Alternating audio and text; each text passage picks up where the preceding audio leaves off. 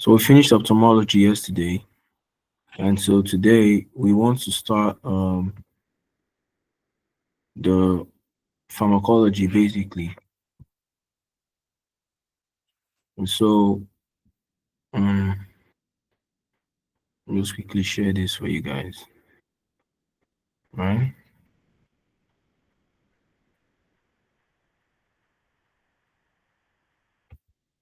So let's start, guys.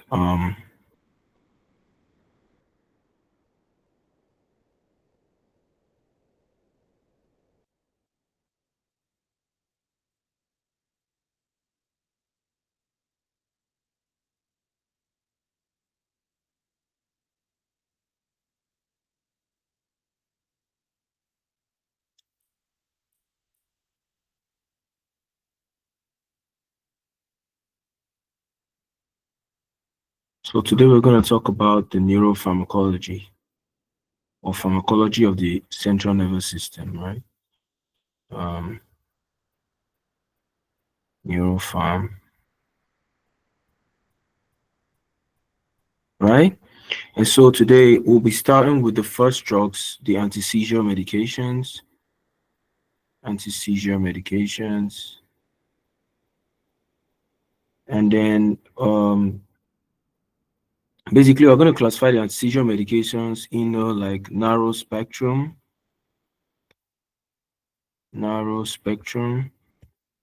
meaning that it kind of like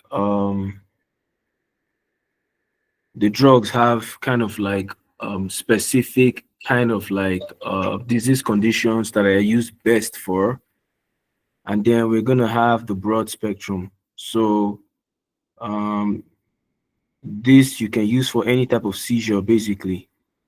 So the narrow spectrum. So the narrow spectrum drugs are the drugs that you can use for a particular type of seizure, right? And then the broad spectrum medications are the ones that you can use for any type of seizure, basically, be it epilepsy, be it juvenile epilepsy, be it chronic epilepsy, or any type of seizure, basically. The broad spectrum, you can use that and handle that. But for the narrow spectrum, it means that these particular seizure medications handle a particular type of seizure, right? So the specific ones, you have specific seizures, maybe it's a GTC, maybe it's a status, maybe it's a so these medications are the ones we use for them, okay? So the general broad spectrum and seizure medications, I just call them the vaults, right? I call them the vault seizures, the vault anti-seizure medications. And then the narrow, you can classify it basically based on two types, depending on whether the seizure is a focal seizure or it's a general seizure or generalized seizure. So I'm classifying the medications we use. So these are like the medications. You can classify it as focal seizure. So there are medications that are good for focal seizure and the medications are good for generalized seizures, right? The focal ones are the phenytoin, right? And then we have the carbamazepine,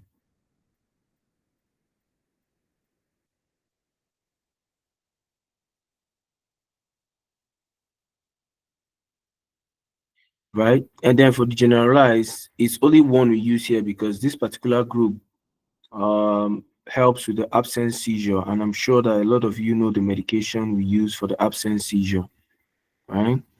So absence seizure, and the drug we use here is ethosuximide.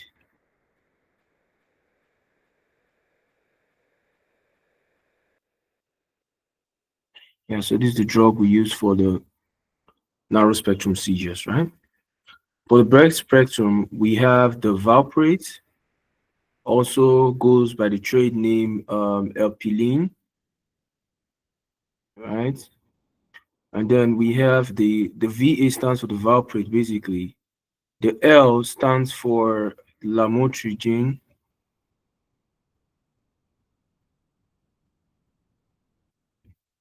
It also stands for the levodopa. um,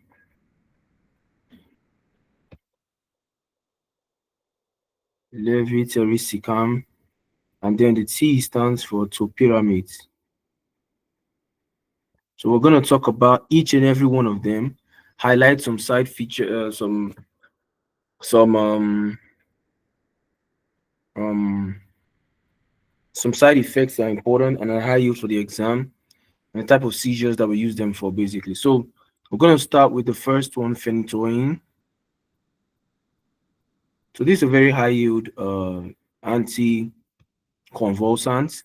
It's not only high yield because it's one of the first drugs we use in patients who have an epilepsy or focal seizures. It's because of its interaction with other drugs in the body. So basically, phenytoin is is a C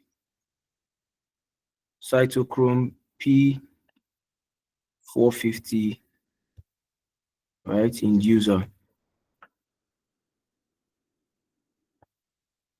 So, and they're like the mnemonics for these drugs that I can tell you guys. So the mnemonics is cramp,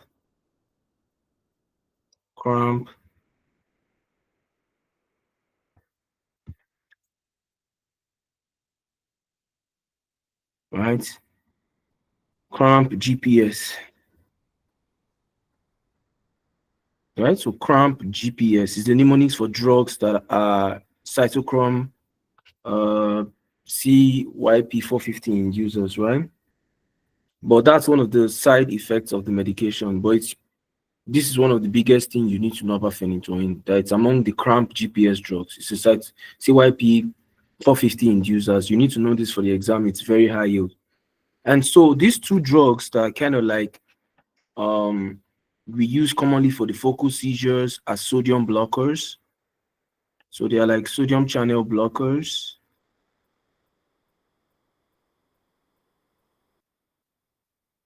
Sodium channel blockers, right? The two of them are sodium, so they have the same mechanism of action, basically. Sodium channel blockers. So they try to prevent the neurons from firing because, like I said, seizures are kind of like synchronized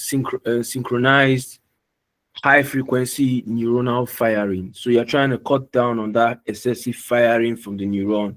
And so the one way to go about it is use a calcium channel blockers because the neurons undergo rapid depolarization.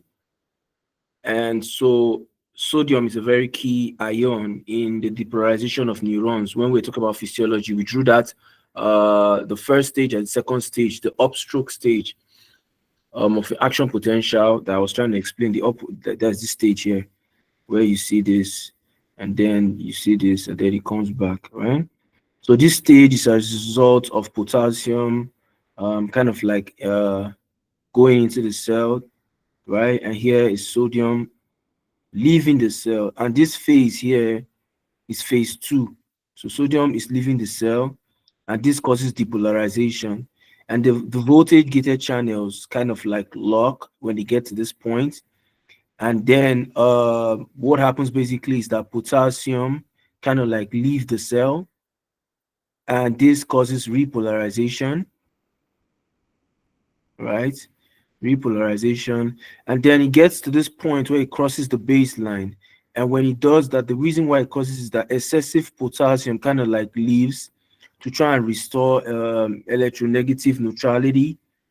Um, so the channels are very slow to close, and that's why potassium goes leaks so much that it comes here.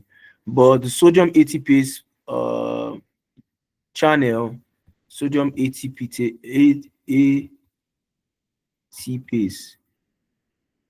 kind of like restores the resting membrane potential. And how it does this is by taking three sodium out, and then allowing two potassium to come back in, right? So three goes out, two comes in, and then it restores that neutrality for the neuron, right? So this level is one, we call it level one, this level two, this level three. And then so level 1, level 2, level 3, and level 4 here, 4. And so the carbamazepine and the phenytoin kind of like blocks this part. So the second stage of action potential formation. So that's what phenytoin and carbamazepine does basically. It blocks this side here, right? And then the neurons are not able to fire so much, right? And so that's basically the way it works. It's the two of them are used for focal seizures because they can put that in a question, but it's very rare. They usually test more of the side effects and the mechanism of action for phenytoin and carbamazepine. And so what do I need to know for the phenytoin side effects, right? The most important thing that you need to know is that this drug has common side effects and adverse side effects, right? And so the common side effects, I call them the SVD symptoms. SVD symptoms. So the SVD symptoms. So most anti-epileptics have this common side effects, which is sedation, right? Sedation, vomiting, and dizziness, right? So the SVD symptoms. Most anti-epileptics have these SVD symptoms. They can either have all of them or they can have just one or two of them, right? But there are some that are particularly, like very common to some. So for phenytoin, one of the first thing you need to know is that phenytoin, a very good way to remember the side effects of phenytoin is that it makes everything grow. It makes everything grow. So the gum, hair, so it makes everything grow. So here you have gingival hypertrophy, right? So let me just write HTN. And then you have erucism. So there's excessive hair growth, right? On for the patient. So a way to remember phenytoin is that it makes everything grow, basically. It makes everything grow, the hair, the gum, makes it grow. And then another thing you need to remember about it is that, of course, these drugs, they're hepatotoxic because, of course, CYP450 inducing ability. So it kind of like, they're kind of like injurious to the liver. They are also teratogenic. That's another thing you need to know. They are teratogenic, they are hepatotoxic. And the most important thing you need to know is that it induces kind of like this enzyme, induces these enzymes. And so some certain drugs tend to be very ineffective when you give them alongside phenytoin, right? When you give them along phenytoin, kind of these drugs are kind of like ineffective, or you need to give it at a very high dose because the drugs are rapidly broken down by this enzyme that is induced by phenytoin. And so one of the first drugs is carbamazepine. So the C is carbamazepine. So let me just put carbamazepine. The R is rifampin. The A is alcohol. So alcohol is a very strong inducer. The M is modafinil. Modafinil. The P here is phenytoin. The P is phenytoin, which is one of the inducers. The G is griseofulvin, which is an antifungal agent.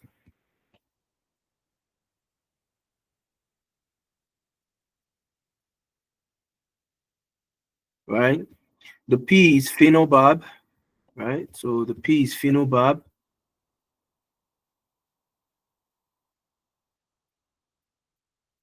And then the S is called St. John's wort.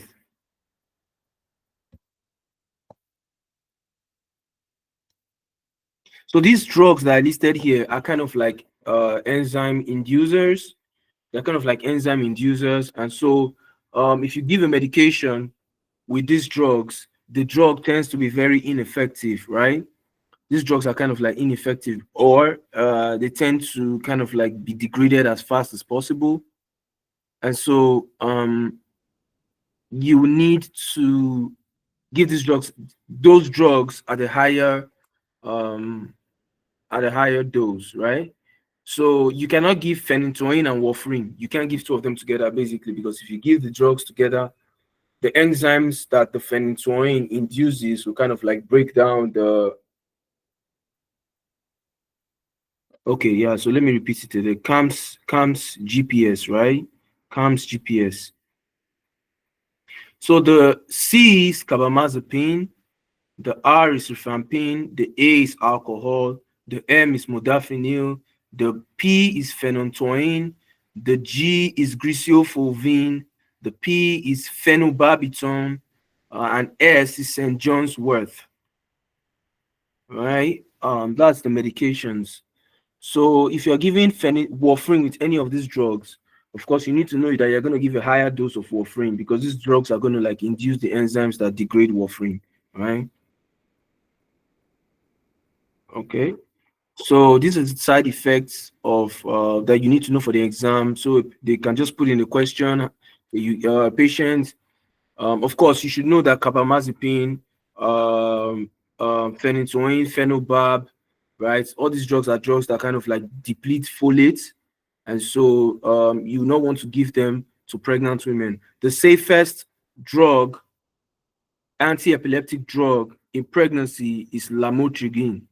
Lamotrigine is the safest anti-epileptic drug in pregnancy, and so that's the one you would want to give a patient that is pregnant, right? That one has its own side effect, and we're going to talk about it. But um, phenytoin and carbamazepine has the SVD symptoms, and then phenytoin causes anything to grow. So the hair, the gum, all of them grow.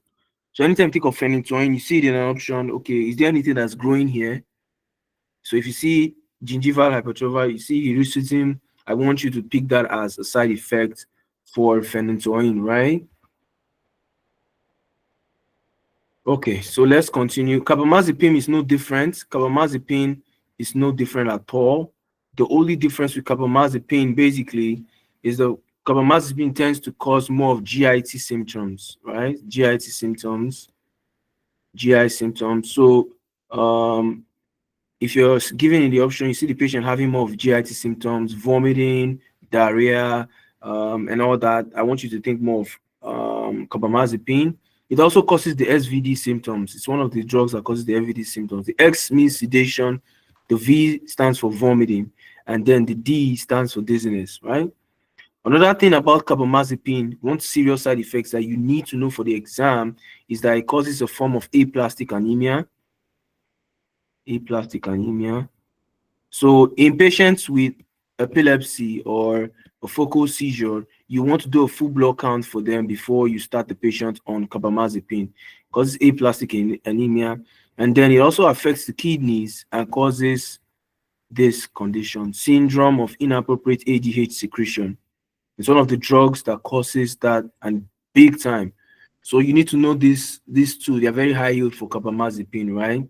And they can tell you that a patient, they might just give you a question about a patient who recently started on anti-epileptic medications, and all of them, the patient is presenting with kind of like dizziness, presenting with kind of like funny neurological symptoms, and then they tell you that the patient, they did an, maybe for example, they do the a plasma osmolality or urine osmolality, and they found out that kind of like the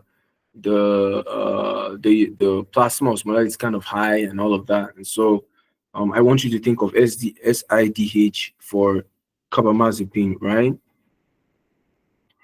Um, Now the next drug we're gonna go to is the etisusamide, the one that I mentioned here, like this guy here. This is the next drug we're gonna go to, and it's used for absence seizure, right? This seizure is more common in children. It's a type of generalized seizure, and other types of generalized seizures we have is the generalized tonic-clonic, the generalized clonic, the absence seizure, the myoclonic, the atonic. These are examples of generalized seizures, right?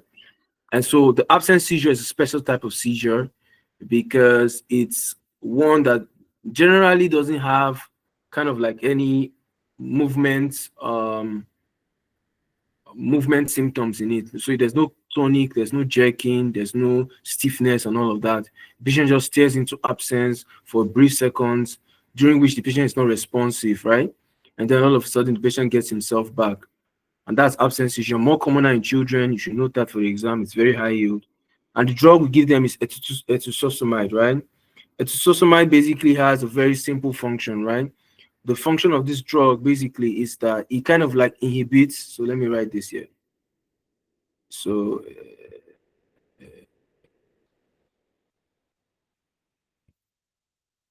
it inhibits the thalamic calcium channel blockers or receptors. Let me put it like this, or channel. So this is how it works. So I think it's the only seizure medication that kind of like affects calcium receptors. It's the only one.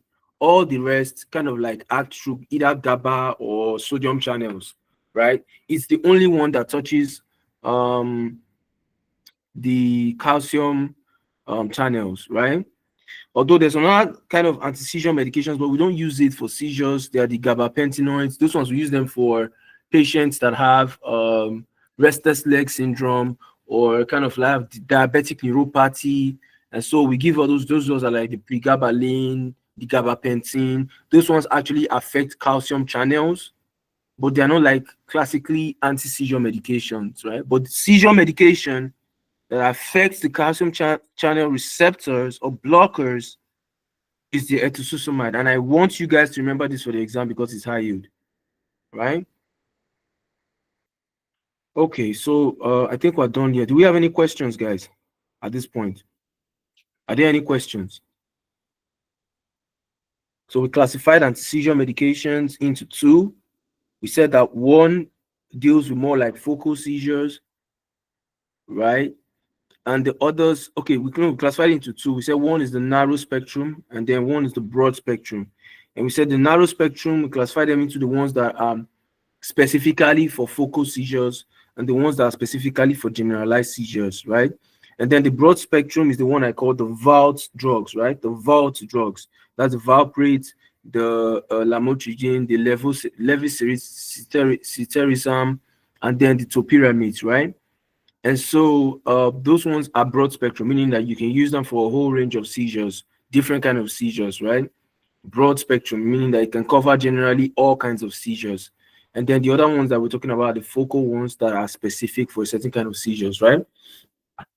And so this is just a simple way to classify them.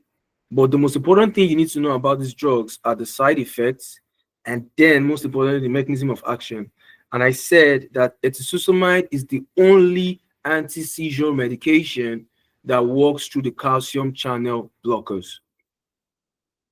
So you need to know that basically, okay? And so we're going to talk about the vault syndrome. I'm going to talk about each and every one of them.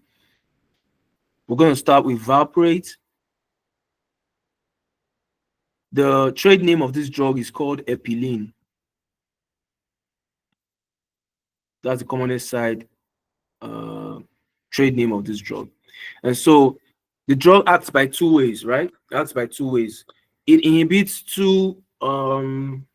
inhibits a channel and then inhibits an enzyme, right? The first enzyme it inhibits is the GABA transaminase, right? So though that's not really the commonest pathway it uses. So it inhibits GABA transaminase. This is like the secondary way it works. So inhibits GABA transaminase.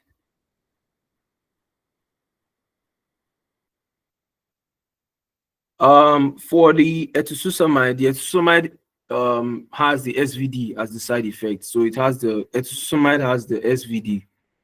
So sedation, vomiting, and dizziness. For etusumide, these are the side effects of etusumide, right? Then let's go back to Epilene. I was talking about Epilene. So it works by two ways. It inhibits GABA transaminase, right? So this is an enzyme that's involved in GABA synthesis. That's more of biochemistry. I'll not really dwell on that. And then the other way it works, um, basically, is through sodium gated channels. So it also blocks sodium gated channels, as you can see here. Let me show you guys. So you can see it blocks sodium channels, it blocks potassium. These two ways are kind of like secondary ways it works. This is the most important way it basically works, through blocking the sodium channels, right? So all the other pathways are not really as important as the sodium channel that it blocks, right? And also, what you need to know basically for here for the step exam is the side effects. So how I remember valproate, right? I want you guys to picture a picture of a child, right?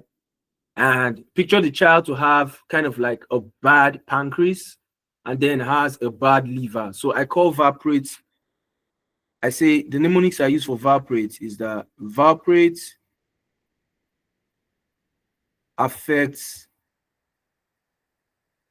a child, affects a liver, child's liver and pancreas. So valproate affects a child's liver and pancreas. What do I mean by this basically? Is that valproate causes teratogenesis, that's where the child comes in. It causes hepatotoxicity, and then it causes um, pancreatitis. Um, that's the way I kind of like remember the side effects, the high yield side effects for valproate. Um, There are other side effects that you need to know: causes sedation, dizziness, causes ataxia, some other symptoms that you're going to see in first aid. But these are the high yield ones that are commonly tested in the exam. Patient started on valproate, all of a sudden starts having this abdominal pain that kind of like radiates to the back, right?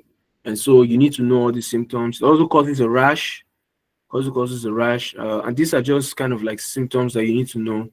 These are like the high yield symptoms I would advise you to just kind of note. And then the lamotrigine, right? Lamotrigine kind of like is the same thing, affects sodium channel, the same mechanism as valproate, but it doesn't affect the calcium channel. So it's mostly sodium. So lamotrigine here, let me just write here, lamotrigine, right?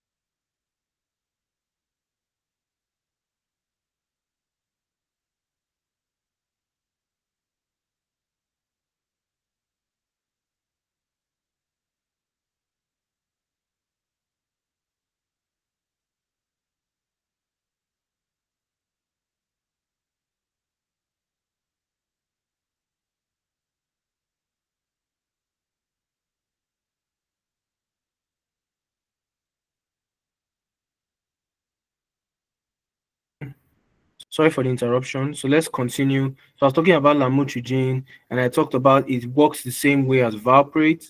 And then these patients tend to present with a very severe symptom that I want you guys to remember for the exam. And that is it causes what we call SJS and DRESS. These are kind of like autoimmune Steven Johnson syndrome and DRESS syndrome basically are kind of like immune mediated cutaneous disease condition. Does anybody know the full meaning of DRESS? Anybody know Mm, the drug reaction with eosinophilia and systemic symptoms. exactly? So lamotrigine causes this disease condition. This is the high yield thing you need to know about it. One of the high yield symptoms that you need to know as well. And I told you it causes the SD, causes a rash. So it's one of those drugs that causes the SVD symptoms, right? and then it causes this rash and dress syndrome. And I mentioned earlier on that it's the safest anti-epileptic drug in pregnancy, so it's the most preferred for patients who are becoming pregnant. You might want to give that as well. And the next drug is levetiracetam, and this drug basically works differently. I think it's the one drug that works differently from all the rest. This particular drug, so I usually call it LV, levetiracetam, and it works by inhibiting what we call a synaptic vesicle protein, right?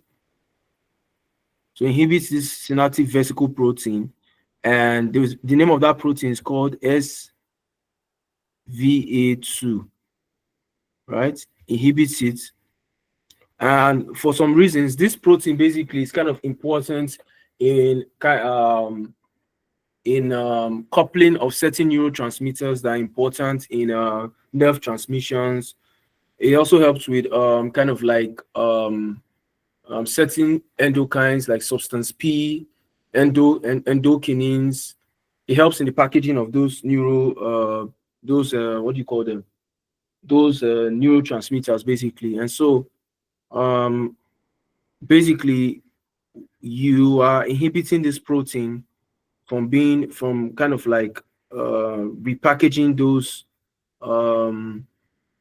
cytokines.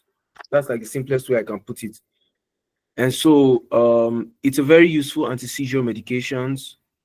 It's used for its broad spectrum. I think they use it more in countries like the UK and in the US. It's a very common drug that is used in the UK and US, anti-seizure medication. It's very good for epilepsy,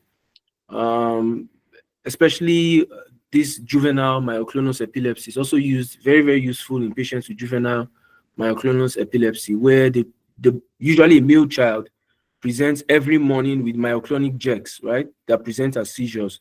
So levetiracetam, valproates are drugs that you use in patients with juvenile myoclonic jerks, right? And the last drug we're going to talk about is the topiramate, right? The side effects of, and I think one of the biggest drawback to this medication is that it kind of has like neuropsychiatric disorder, neuropsychiatric symptoms. It's one of those drugs that uses the SVD. So in case you are stuck, just remember that. So levetiracetam uses the SVD symptoms, right? So it's one of those drugs that uses the SVD symptoms. So you guys can know it for the exam. And one of the highest yield side effects of this drug basically is that it causes neuropsychiatric disease conditions, right? So that's, I think, the most high yield side effect you need to know about the drug. Yeah, so the next one we're going to talk about, and the last one under anti-seizure medications, are the topiramate, right? Topiramate is a very useful drug, right? Topiramate. You can use it in patients with migraine. And what do you use this drug for in migraine? Is it for acute attacks or preventive therapy? Topiramate. What do you use it for? For the prophylaxis. Prophylaxis, yes. And so it works by two ways. So it potentiates GABA, right? That's the first way. And the most important way, which is what you need to know for the exam, is that it's a sodium channel blocker. So the first way it works is to potentiate GABA. You won't be tested on this, but you will be tested on this. So it blocks sodium channels, right? Just like every other neurotransmitter. The most high yield symptoms for this is that patients who take topiramate tend to present with kidney stones. So how I remember it is that topiramate affects the kidneys and the eyes. So they can put in a paid question that a patient started an anti-epileptic medication, and then 2 months later, the patient started having this painful red eye, dilated pupils, I want you to think of topiramate. Topiramate is the only one that affects the eye, basically. It's the only anti-seizure medication that affects the eye. It's the only one that affects the eye, right? So topiramate affects the kidneys and the eyes. That's what I want you to remember. Causes the SD, so it doesn't cause the SVD, it causes only the SD, causes sedation and dizziness, right? Causes sedation and dizziness. Affects the kidneys and the eyes, causes kidney stones. So you tell the patient, take a lot of water when you're taking topiramate. The patient should not be dehydrated, and then the patient should do an tonometry frequently, right? Right, tonometry. These are things that you have to tell the patients to kind of like take before they start topiramate, right? The other drugs we're going to talk about, basically we'll just speed them up so that we can finish this. So this is what you're going to tell the patient. It works by potentiating GABA, increasing GABA. The other drugs that we're going to talk about that potentiate GABA, but let's just stick with this first. So it potentiates GABA, and then it blocks sodium channels. And then the side effect is that it affects the kidney, causes kidney stones, affects the eyes, causes glaucoma. So you need to do a tonometry as frequently as possible for the patient, right? Okay. And so we're done with the anti-seizure medications. The next one we're going to talk about is the sleep medications that will help with patients with insomnia, right? But before we do that, basically, we want to talk about other medications that fall in this line. We'll talk about the barbiturates, barbiturates,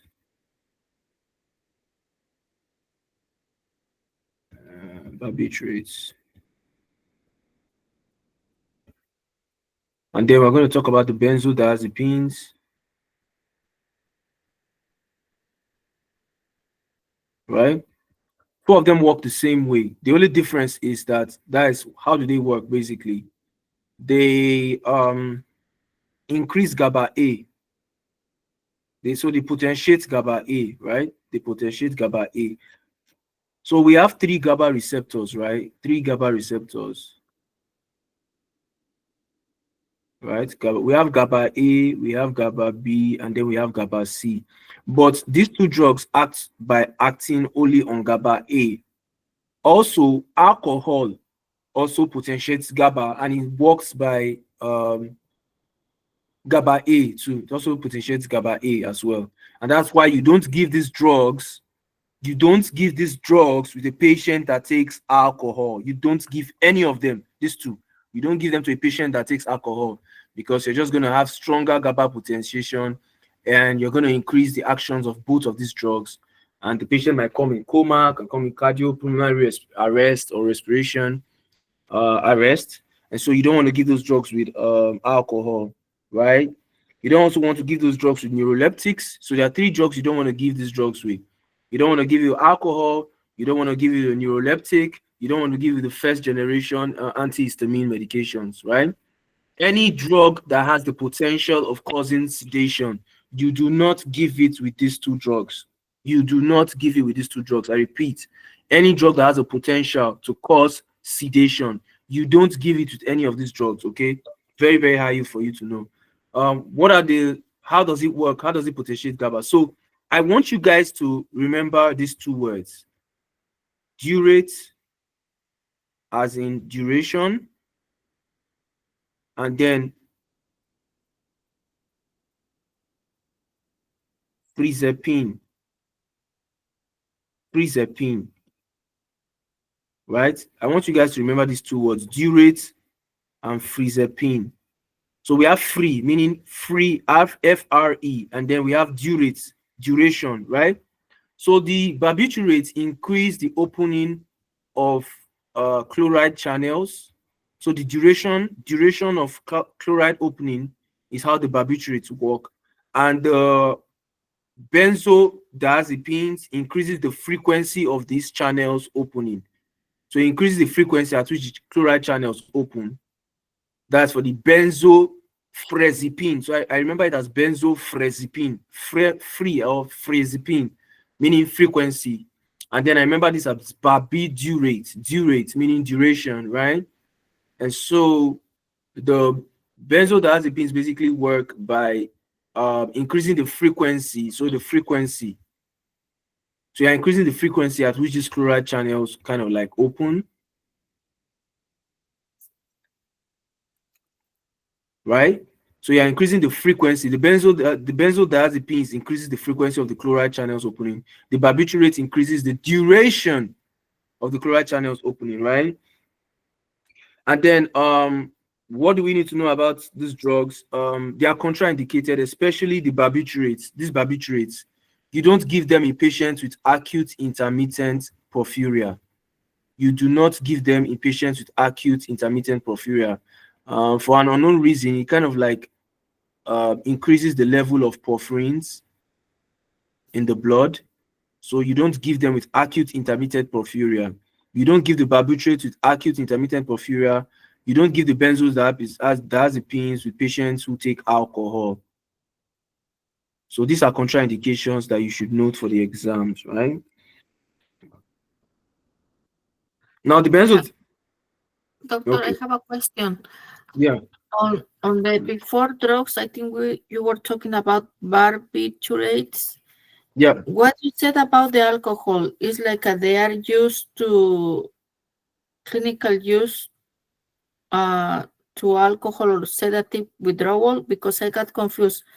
So we're supposed to use with persons that they are in alcohol Yeah. So I get your withdrawal. so I get your question basically. So what I'm trying to say is that you give the drugs for patients with alcohol withdrawals. You don't give the patient alcohol and benzodiazepines at the same time. That's what I'm saying basically.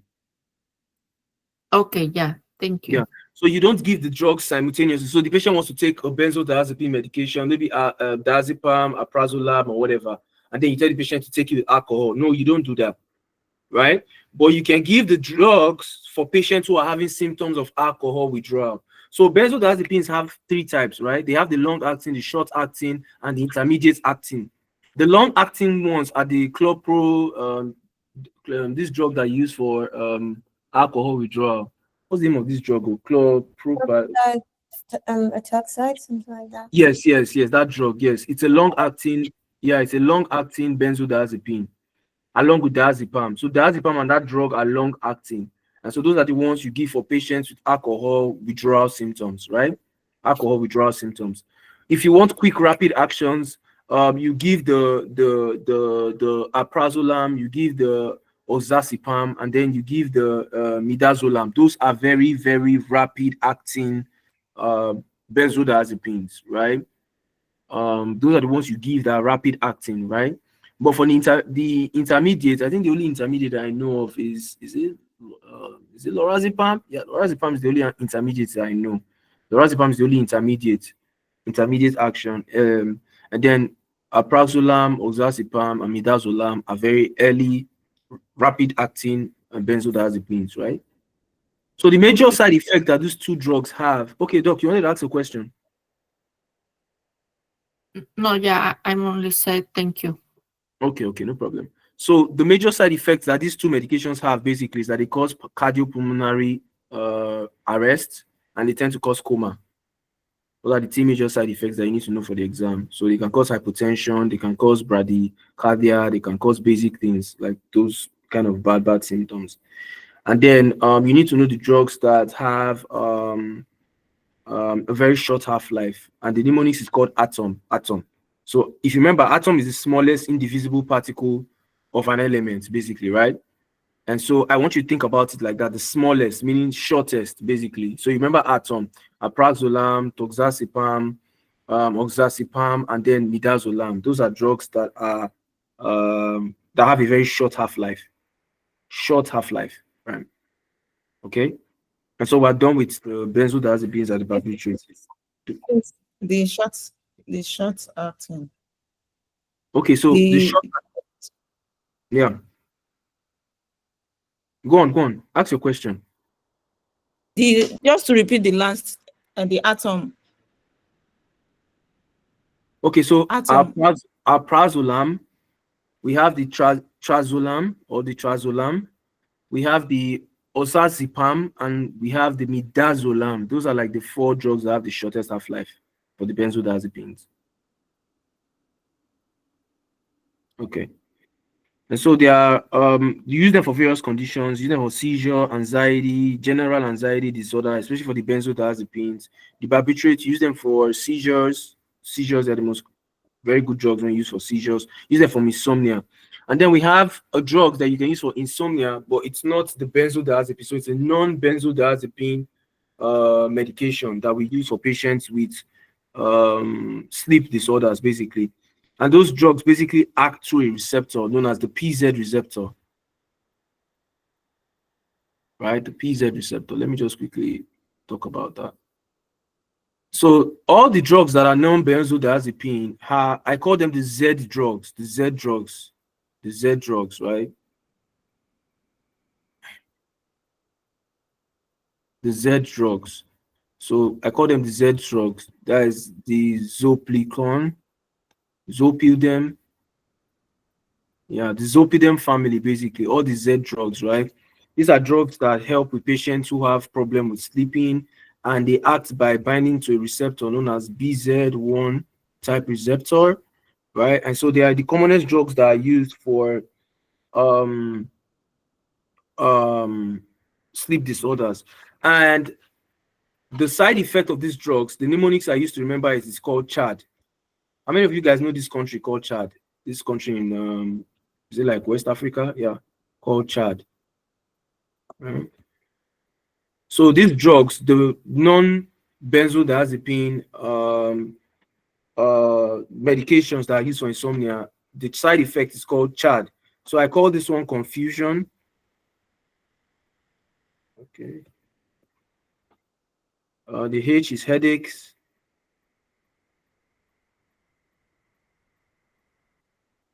The A is ataxia.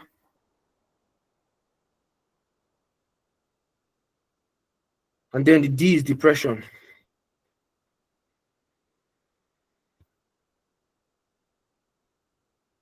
Right? So that's the drug. That's the only one I'm going to talk about that's kind of like high yield for the exam that you need to know. It's commonly tested. There are other ones such as the orexin antagonist, and then the melatonin that acts on the one that acts on the melatonin receptors. Those ones are not really as high yield as this one. This is the one I want you guys to remember for the exam.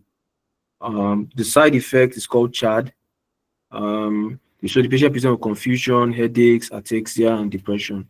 This is the most high yield one. When you go through your first aid, you can go through the others, but this is the one that I feel like is very high yield for you guys to know for the exams, right? For the exams. So I think we're done with this part. I want us to go to the next part. Let's try and finish up neuropharmacology today and start GIT tomorrow. Right. Okay. So drugs that you can use for headaches, these ones are commoner, you know them. The migraine ones, the ones we use for headaches, the high yield ones you need to know. The ones we use for headaches, triptans. So they act by kind of like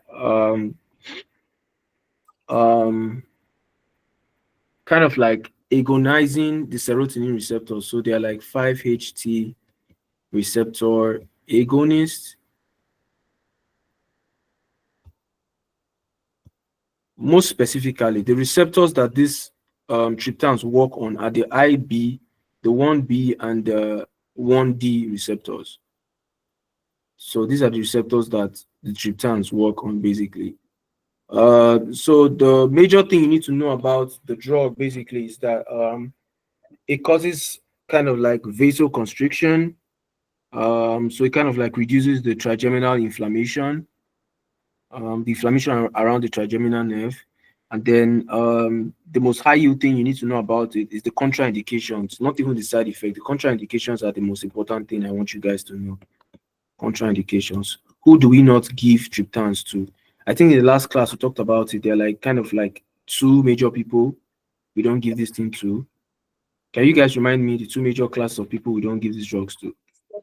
Patients with ischemic Coronary antithesis. artery diseases should not be given to the coronary artery disease and the present metal angina.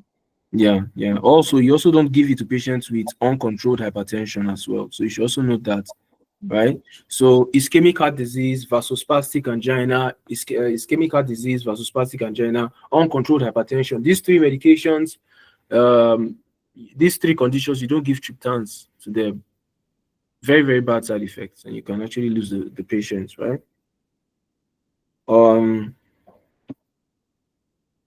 So I think we're done with that side. And the next one I want to talk about are like specific disease conditions, and we'll talk about their drugs. I'm not going to dwell so much on a lot of them. Some are high yield, some are not. And I'm just going to talk about the high yield ones so that you can have this easy for the exams. I'm going to share some useful mnemonics that will be helpful to you guys. And so after we're done, it will bring us to the end of the neurology session, and then we'll start the GI tomorrow. And so one of the disease conditions we must know how to treat is Parkinson's disease, Alzheimer's disease. These are high yield questions that you need to know for the exam. For the Parkinson's disease, basically the pathophysiology in Parkinson's is that there's reduced dopamine, right? So there's reduced dopamine, right? So it's only reasonable that any medication that would increase dopamine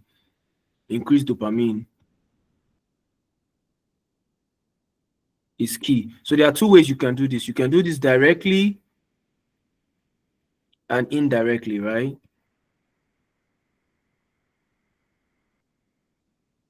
You can do this directly and indirectly. And when you're doing this directly and indirectly, it depends on what you're now doing, basically. So you can give drugs that just go there, they bind to the medication, and then it fixes the problem, right?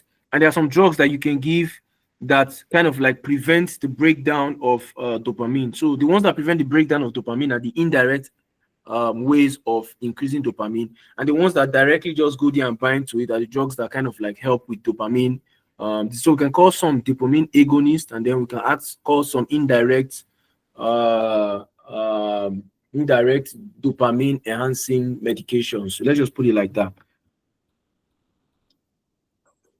So for the direct ones, we have dopamine agonist. Can you guys list any dopamine agonists for me that you know of?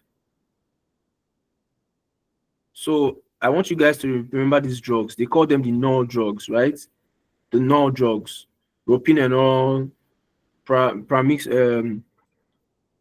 pramipexole. These are drugs that are direct acting medications, right? And so what they just basically do is that they just go bind to the dopamine receptors and reduce the effect of the low dopamine, basically. Now, these drugs, I want you guys to remember these mnemonics because they are very high yield drugs, right?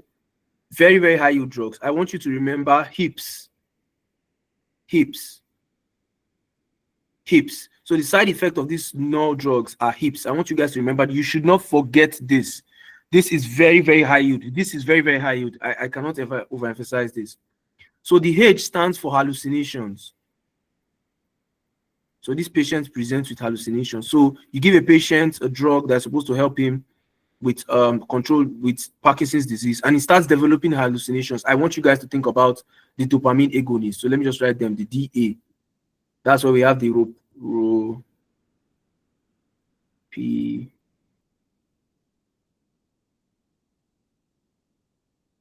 Right? Dopamine agonist.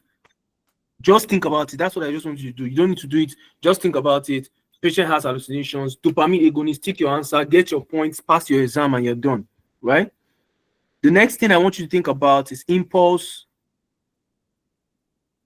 disorder. So these patients, they have a very strong desire to do something that ordinarily they would not want to do. So most of them are very prone to gambling. Some of them are prone to smoking. Basically just doing something that typically they won't do. So when you see that in the question, I want you to think of dopamine agonist. The P basically is called postural instability. Postural instability. So let me clean this so that you guys can see it properly.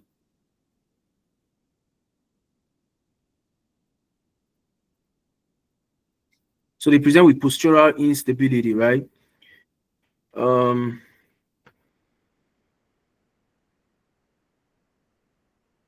So, postural instability. So kind of like, and the S is sleepiness. So remember the hips symptoms, hips. These are the side effects of the dopamine, direct acting dopamine agonist, right? And then other drugs that you can use, again, drugs like amantadine. These are not like, kind of like, they're not so high yield, right? They're not so high yield. But what I want you guys to know about these drugs basically is the side effects. For what this drug does, this amantadine, how it acts basically is that it increases dopamine release. Dopamine's release, it increases it, and then it reduces the uptake or reuptake of dopamine. So you have a lot of dopamine in the synaptic cleft carrying out its function for amantadine, right? Now, the side effect that I want you guys to remember for amantadine is just two that are very high yield. So ataxia. So you see a patient started on a drug for Parkinson's disease, starts having gait imbalance and the likes, and then the patient starts having a skin lesion known as levido reticularis. It's like a lacy-like kind of like lesion that occurs in patients that have that take amantadine, reticularis, right? These are the two high yield side effects of amantadine that I want you guys to know for the steps. How does it function? It increases dopamine release, so there are a lot of release of dopamine, and then it prevents the reuptake of dopamine. So there is no large amount of dopamine for people to use, right? For the patients to use basically, right? Right. And so the next drug that we're going to talk about, although it's common now, I think it's the most high yield drug you need to know for Parkinson's disease, is the levodopa carbidopa pathway, right? So I call it levodopa and carbidopa. So I want to ask you guys, why don't you just give levodopa? Why do we have to combine it with carbidopa? What's the reason behind that? What's the idea behind combining carbidopa with levodopa? Why don't you just give, levodopa, since they're both dopa? Why don't you just give it? It's because of peripheral breakdown of the dopa. So you're correct, Doc. So what enzyme does carbidopa inhibit? What enzyme does it inhibit? COMT. COMT. It's Carboxylase. it inhibits so the dopa decarboxylase enzyme. Peripheral conversion to dopamine inhibited. So is there a vitamin that you would want to give patients that that kind of like take levodopa, carbidopa? What vitamin would you want to kind of like give them alongside this medication?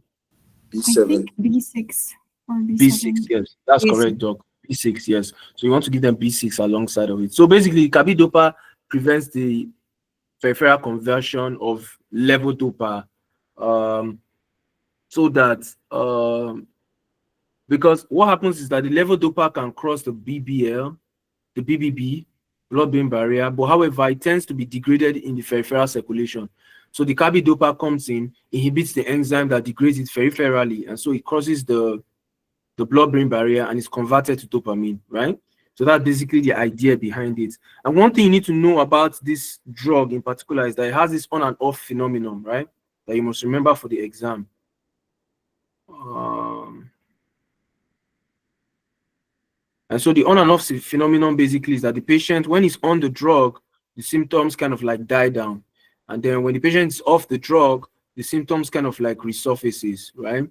And another thing with chronic carbidopa and levodopa use is that they tend to present with kind of dementia-like symptoms, right? So they start having memory loss, forgetfulness for a very long time. And this is one of the things that encourages the off phenomenon here, because they tend to kind of like forget things a lot, right? And so most of the time they tend to not want to take the drugs, and then the symptoms kind of like pop back up. And when they take back the drug, symptoms come down. So one of the reasons why they have that on and off phenomenon is because of this side effect, this dementia or memory loss kind of thing that they have, right? It's not only dementia, of course, they also have kind of like mood symptoms alongside it. And so most times they tend to be, they want to like kind of not take the levodopa, carbidopa, right? So you need to know that for the exams. That's also very high yield, right? The other drug you want to know for the exam are some enzyme inhibitors, right? So there's the entacapone,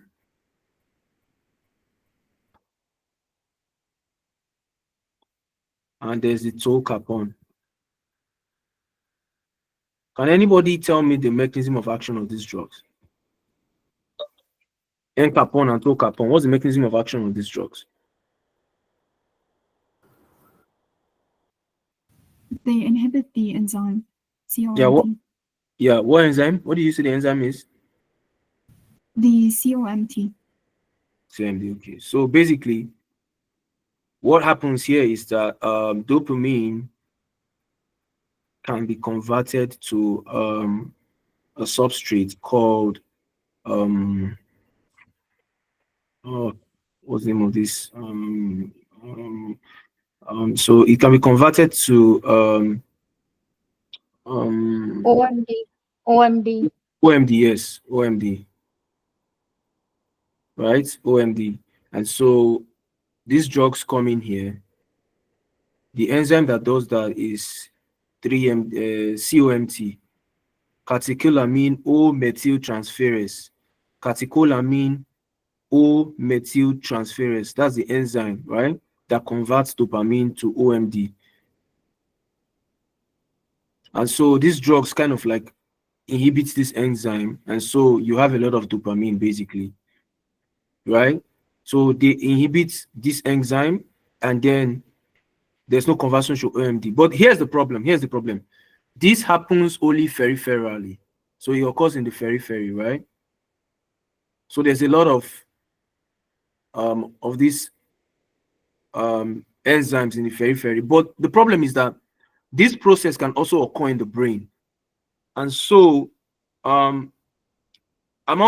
this later led to kind of like a development of a better or a newer product of the drug, basically. And so the initial drug that was released was entacapone, but they realized that patients were still having kind of like symptoms of Parkinson's disease even when they take this entacapone. And so they realized that the dopamine, even though you give the drug, the dopamine, when it crosses the blood-brain barrier, it kind of like still gets degraded to OMD because there is a cerebral, this enzyme is also located in the brain, right? And so they had to now develop tolcapone, right?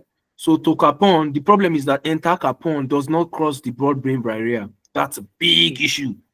So patients were still having symptoms of Parkinson's disease, right? So they wanted to make a drug that was so lipid soluble that it can actually cross the blood-brain barrier and go and inhibit this enzyme in the brain. And so that led to the production of this drug called tolcapone, right? Tolcapone crosses the blood-brain barrier and is the one we use most commonly now as against the entacapone. I don't know if that's clear, guys. Did we get that? Yeah, so Yes, it's clear. tolcapone is the drug we use now. Entacapone could not cross the blood-brain barrier, and so even though we do use it, but it's not as effective as tolcapone because tolcapone can also cross the blood-brain barrier and kind of like do the same thing that this drug is doing, right? I don't know if that's clear, guys. So, right. Do you mean nowadays only tolcapone is being used? No, and both is of them doing- is yeah, both of them are being used currently. But I'm trying to tell you that most physicians prefer tolcapone to entacapone, and the reason why is what I just told you right now, that entacapone does not cross the blood-brain barrier, and so you realize that when they prescribe the medication for patients, some patients tend to still come down with Parkinson's disease, right? So physicians just preferably just like tolcapone, right? I don't know if that makes sense, guys. The next drug we want to talk about is the MOA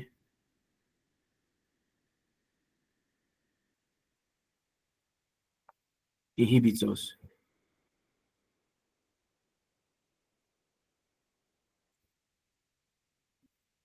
Right? And so that's where you have the selegiline, right? Another thing I failed to mention with the triptans is that you do not give the triptans with drugs that kind of like block serotonin as well. Serotonin, you don't give them with drugs that block serotonin. You don't give them with drugs that block serotonin receptors, such as SSRIs. And why don't we give them? Why don't we give them?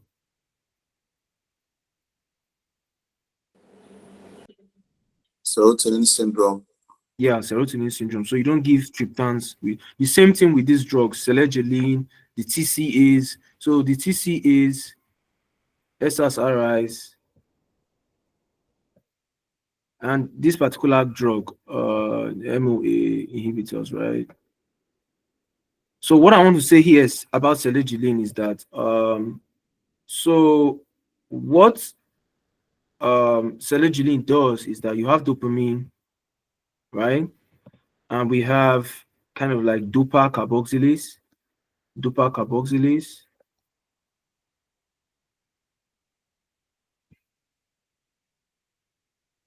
right? So what selegiline does is that it inhibits the conversion of dopamine to dopa carboxylase, right? Inhibits the conversion here, and so you have more selegiline in the bloodstream, right? The most important thing you need to know about this drug is that it has a kind of like contraindication.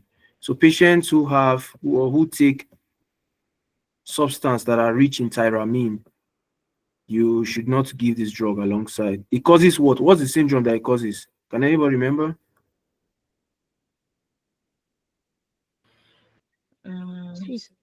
I think Serotonin.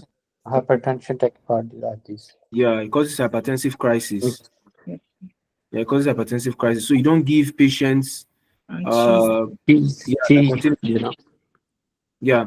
So substances that contain a lot of tyramine, you don't give it like cheese. Cheese has a lot of tyramine. So you avoid it in those patients, right? So that's what you need to know for the exams. They don't usually test side effects for these medications, though. But okay, so is there any other thing that I'm missing? I think that's mostly what you need to know about the Parkinson's disease. Sorry, I didn't get the regarding triptans that we should not give it with patients that is taking to avoid serotonin syndrome. What's the drug?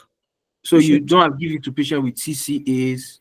You don't give Oh. a patient with TCAs. You don't give like tips okay. yeah. So you don't give them with drugs that prevent the reuptake of serotonin, basically. Yeah. So if you give them with drugs that prevent the reuptake of serotonin, you have a lot of serotonin in the bloodstream, and that causes serotonin syndrome. The patient will present with hyperreflexia, clonus, fever, autonomic instabilities, right? Tachycardia and the likes, right? That is a very good high yield question that you need to know. It comes out a lot. Serotonin syndrome. The patient is taking maybe a TCA, or they might tell you that the patient is depressive, and then the doctor now gave the patient was having a migraine. They now gave him a triptan, and then the patient start having symptoms. So you have to know all these things. They are high yield, right? So the Alzheimer's disease, I'm going to talk about Alzheimer's as quick as possible so that we can talk. We have like 2 more things to go, and then we're done, basically. So the Alzheimer's disease, the drugs that we use basically are 2 types, right? Very high yield to know. The AC inhibitors, and we give the memartin. So this blocks NMDA receptor, right? And this blocks the enzyme that degrades acetylcholine. You need to know that patients that have Alzheimer's tend to have a reduced ACH level.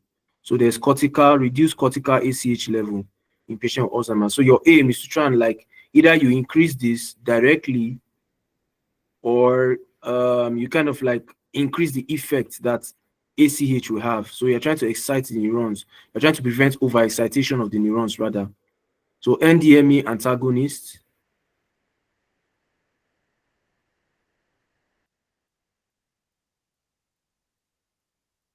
So NMDA basically has to do with neuronal excitation, right?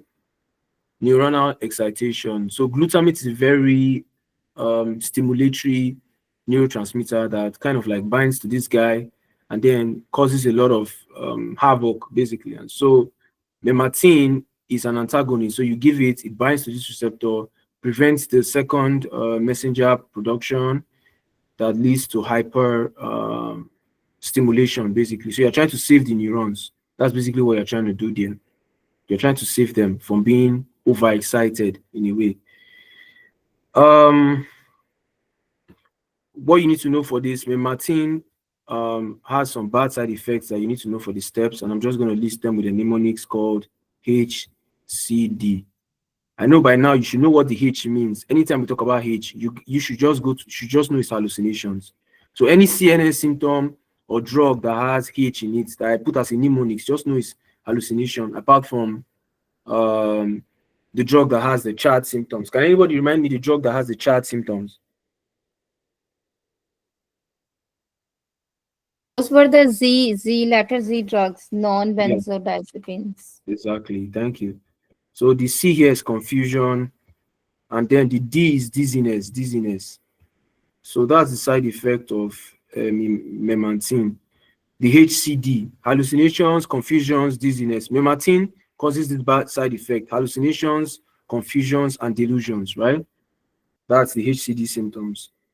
And the acetylcholinesterase, you know how that acts basically. That one goes Sorry, about dizziness. dizziness, Do you- hallucination, confusion, dizziness. Hallucination, confusion, dizziness, HCD. Is that clear? Okay, and then let's continue. The drug, of course, we mentioned this drug for ALS. The drug we use is Riluzole.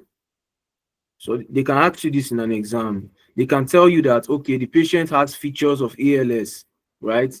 Having upper and motor neuron lesions, right? Upper and lower motor neuron lesions, right? And they ask you what is the treatment that you give them. You give them this.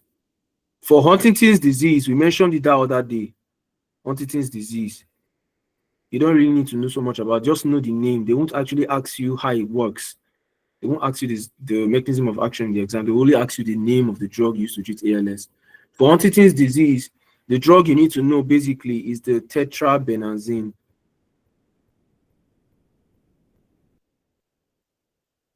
Benazine, right? And this drug inhibits what we call the vesicular monoamine transporter, right? That's how this drug works. So they can ask you, you can just write, oh, a patient has Huntington's disease, they tell you the symptoms, they now say, okay, which medication or the drug that is used to treat this condition acts through which of the following receptor? A, SVA2, B, VMAT, C, the serotonin receptors, D, dopamine receptors. So basically what this thing does is that it prevents the packaging of dopamine and release of dopamine. So it kind of like drops it, this receptor. So it prevents the packaging to kind of like package dopamine and then release it. It prevents that process of packaging dopamine to release. That's what it basically does, right? Do you have any questions before we move to the next? Do you have any questions before we move to the next? And I think the final part of this that I'm going to explain. Okay, so let's go on. Okay, so the chart, What is the drug for CHAD? So the drug for CHAD is the non-benzodiazepine therapy for insomnia. So the Z drugs, the zolpidem, espriclone, those drugs, basically, those drugs, the side effect of those drugs is the CHAD. The side effect of those drugs that are used to treat patients with insomnia, the zolpidem, espriclone, and all those drugs, the ones that have the Z in them, the Z drugs, the non-benzodiazepine medications for insomnia. For side effects of tetrabenazine, I don't really. Is there anyone basically that I can remember? I don't think there's anyone that I know. But you can tell me, though. I don't really know of any side effects for the tetrabenazine. Sorry, just give me a minute. I'm coming.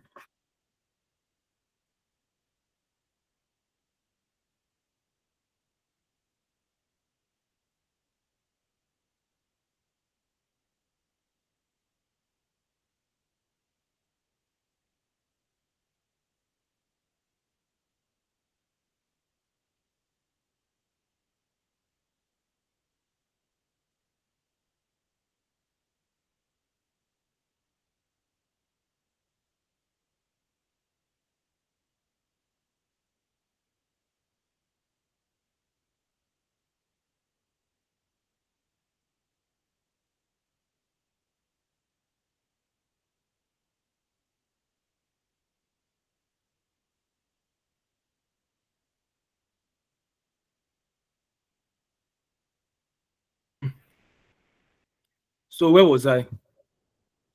So I was talking about the Z drugs, right? So we say we don't have any questions concerning these drugs that I've talked about. For the tetrabenazine, I don't know of any side effects. But if you know of any, you can tell me. You can Google it though. But I don't really know of any side effects for that medication. So we're going to talk about some other drugs. Just to talk about them quickly.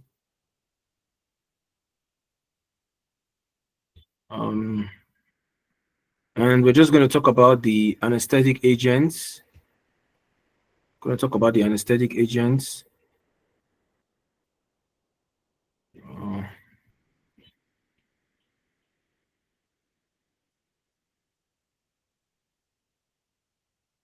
The anesthetic agents. So there are some terminologies I want you guys to understand for anesthesia that you guys need to know. So we're going to talk about them: blood gas coefficients. Gas coefficients. What does it mean?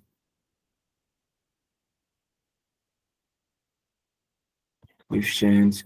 What does lipid solubility mean?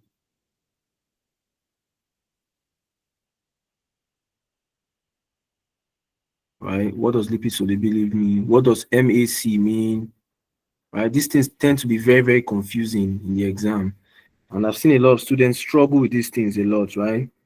Struggle a lot with it, especially for the general anesthesia, because the local anesthesias are just easy.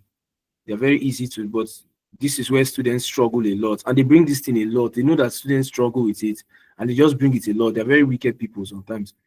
They can just bring this thing a lot in the exam. They can bring in the form of arrows. They can bring in terms of like, telling you more like a clinical based questions. Okay, which one is better? Which would you choose?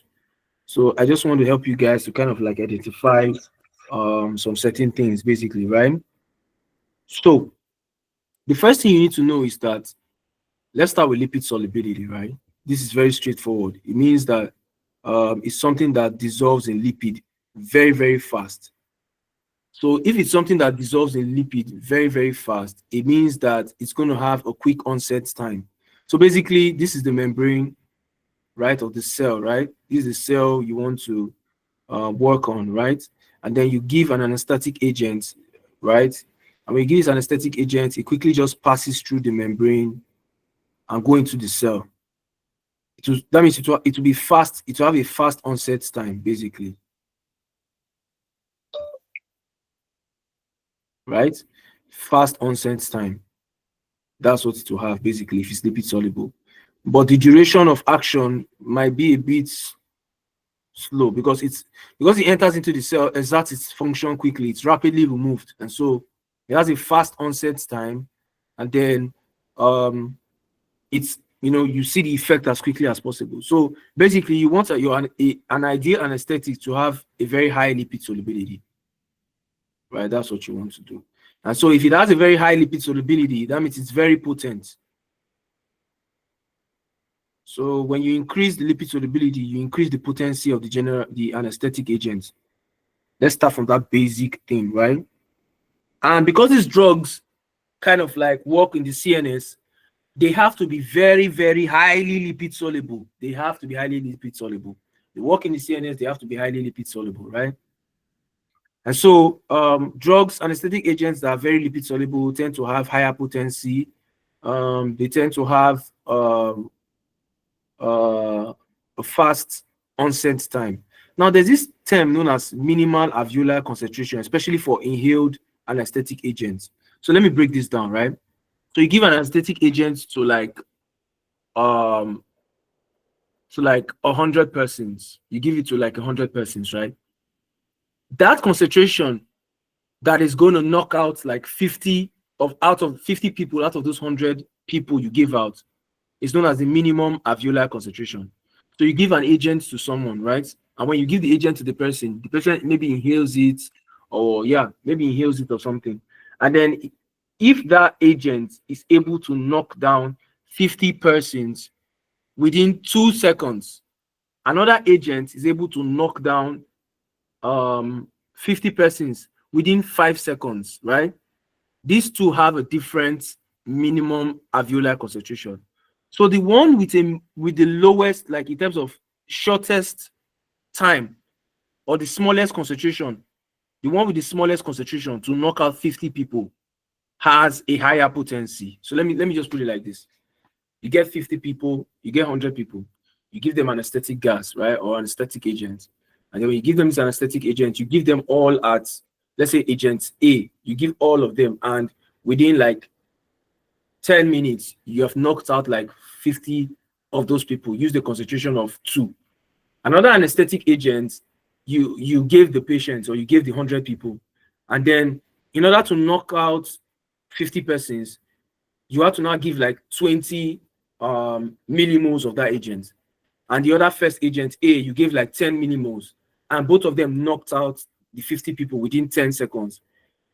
The agent that uses 10 millimoles to knock out 50 people out of the 100 will have a higher potency as against an agent that you use 20 to knock out. So basically, the higher the concentration you use, the higher the minimum alveolar concentration, the less potent the drug is. So this is like kind of like 1 over MAC. Do you guys understand this explanation at all? So you are giving an agent to like 100 people, 2 agents, agent A, agent B. You give agent B, you give like 10 millimoles of agent B. Yeah, kind of something like that, basically. Yeah. So you give 10 agents to agent B, and then you give 20 to agent C, for example. And then agent A knocks out 50 people out of that 100 with 10 millimoles. Agent B knocks out 50 out of that 100 with 20 millimoles.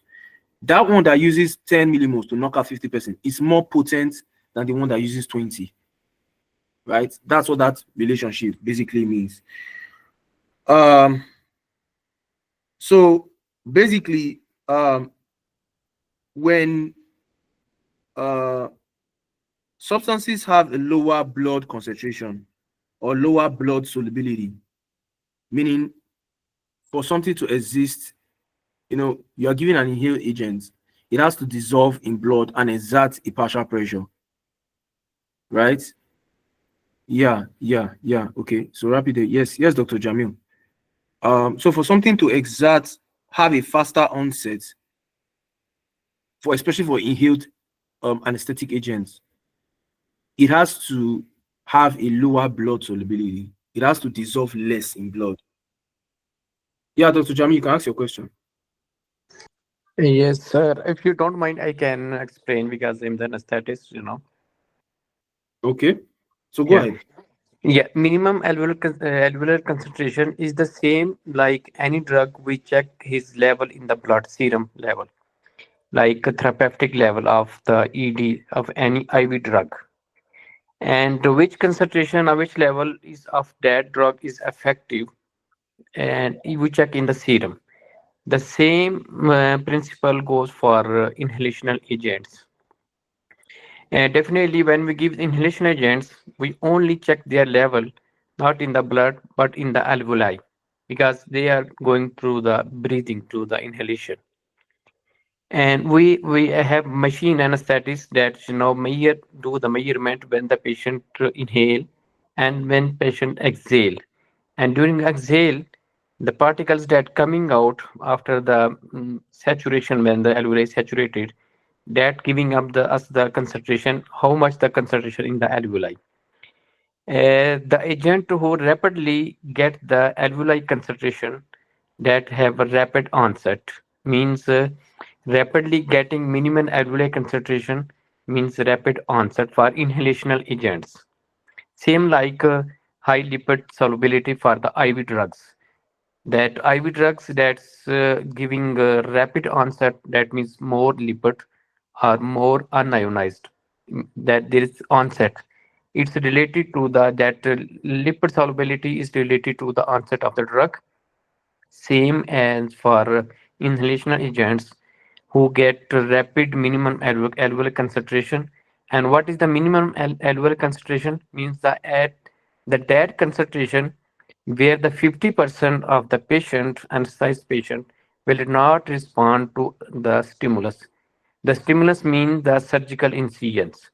If they are sedated and they give any incision and 50% out of 100 they are not responding to that stimulus, we are telling that the concentration of alveoli is the MAC, minimum alveolar concentrations.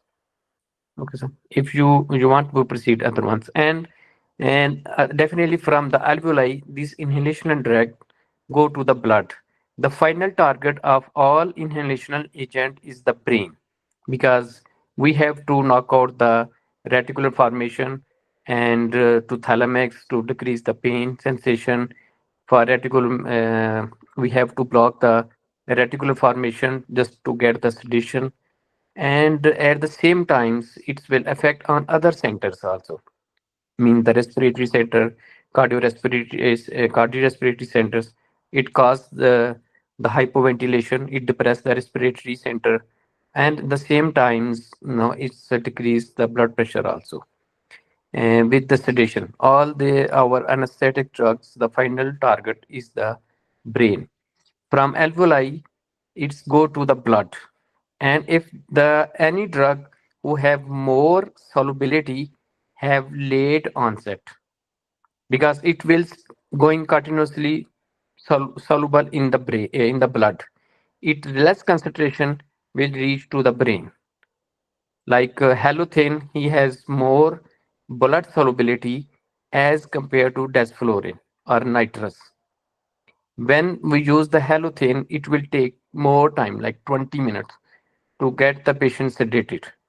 But if we use desflurane, even 3 to 5 deep breath, the patient already sleep, because desflurane has less blood solubility.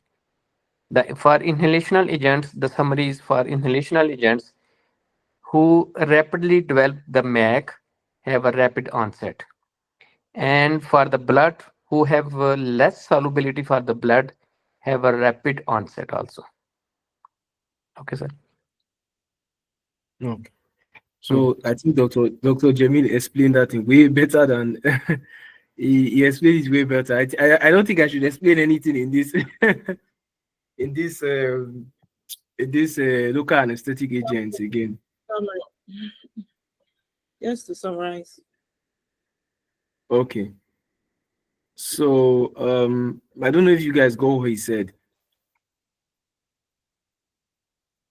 Did you guys get what he said? Okay. So I think he has said everything that I wanted to say. He even said it better than I would have even thought about, right? And so we have two types of anesthetic agents. Basically, we have the local, we have the general. And then for the local, of course, these are the ones that we use, when we want to do a minimal invasive procedure. The locals act similarly in the same way, right? They block the sodium channels from having that excitatory potential, right?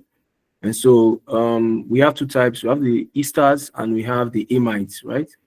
And so the amides are the ones that kind of like have the two eyes. So most commonly, this is just a common general rule, basically. Oh yeah, Dr. Jamil, you want to say something? Yes, sir. If you want, I then continue for the other topic. If you don't mind, definitely you are our teacher. With your permission, I can explain also about the local anesthetics and about the IV anesthetics also, if Okay, you so don't mind. Yes. I'm gonna give you like 5 minutes because I have to wrap this up, class. So you can. Okay, rapidly, if then the local anesthetics is the amides drugs, that locally affect on the sodium channels, means any nociceptive or any receptors who is the pain, giving pain stimulus or pain signals. Their site of injection is on the sodium channels, but the sodium channels from inside the cell, the site of there, it's not outside. They are very small and they can is unionized. As we already talked, the lipid drug, unionized and small cell, all small molecule size. They can easily go to the cell membrane. And local anesthetics also easily cross the cell membrane. And when they go the inside, as they are alkaloid or basic drugs, when they go to the acidic environment, they will become charged. Okay, when they become charged, then they attach to the sodium channels inside, and it's block that channel, especially that channels which where they are higher firing, means that where there is the pain. Okay, sir. And if we go for their types, there are esters and there is amide. It's easy to remember the drug's name where there is one I, like cocaine, there is only one I. With tetracaine, there is one I, is esters. And amides, there are two I's in alphabets, bupivacaine, lidocaine, there's two I's. The difference between two is that, the esters, mostly they are short acting also, and they cause more allergic reaction. And amides, and mostly practically they are more used, for local anesthetic infiltration and for the spinals also. Only there's chemical difference, the otherwise have the same mechanism of action, same, the site of action, everything is out there. Only their spectrum or the duration is different. And the if we see the side effects, ester mostly called allergic, and amides, they are different. They are affect the CNS, especially the lidocaine. It can cause excitation of the CNS, and the patient can develop if it goes to the intravascular. That's why every time when we give the local anesthetics, before give the drug, we aspirate, negative aspirate by the syringe. It's not go to the IV. It should be in the tissues, not go to the IV. Because if we give that directly to the IV, the higher concentration go to the main two organs, heart and the brain. When it go to the brain, it causes seizure because it's CNS excitation. And the cardiotoxic means the most of culprit is the bupivacaine. It's long acting. It's block the sodium channel in the cardiomyocytes. It cause arrhythmia, even the cardiac arrest.